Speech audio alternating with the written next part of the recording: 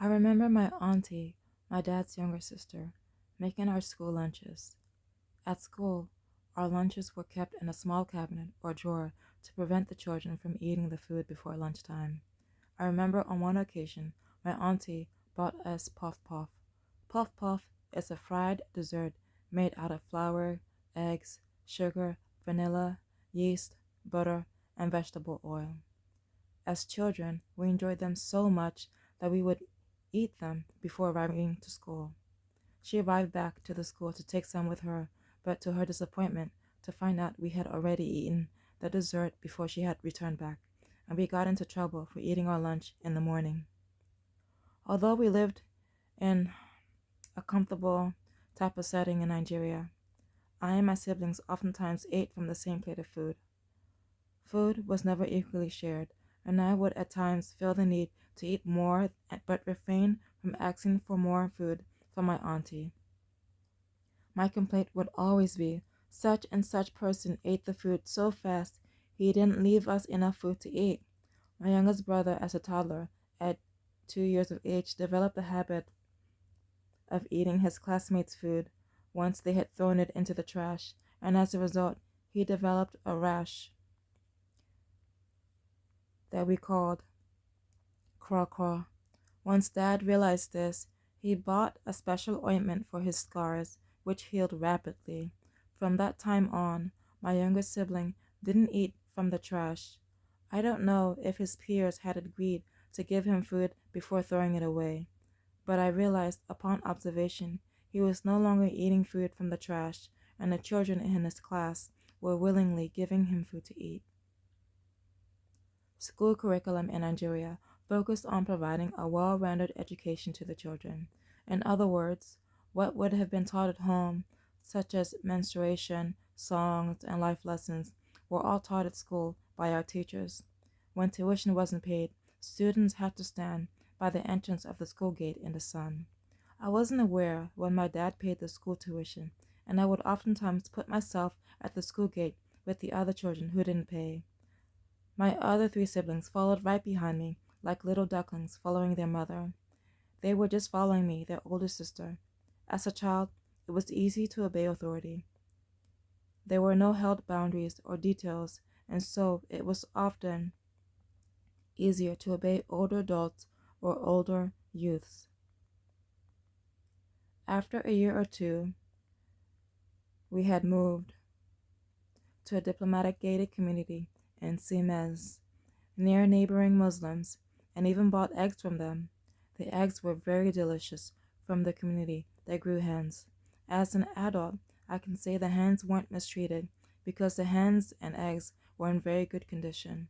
The hens in our compound, our neighborhood, were normally left to roam as free as they wanted. I had befriended many youths of all ages in CMS in our diplomatic community. There was one youth that was arrogant and ordered me to tell him, "Good morning, good afternoon, or good evening." On one occasion, one school peer exclaimed my aunt's treatment was too harsh to bear. I thought to myself, "You feel my pain." When Auntie needed to run her errands, she would make I and my siblings take naps after school. Upon waking up, the Nigerian breeze gave the feel of a cold front, but on the days I didn't have to take naps, I realized the weather only felt cold if I took a nap. In Nigeria, although I was skinny, the Nigerian culture at that time admired voluptuous women. At the time, I understand why, and it was because voluptuous women were a prized possession, a sign they were capable of bearing children.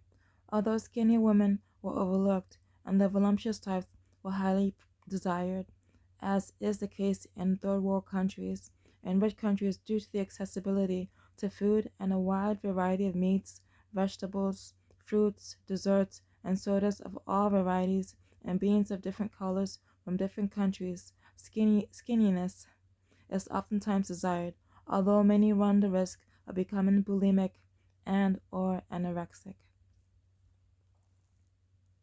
In the United States, bulimia, a desired option in my teenage years because I ate excessively.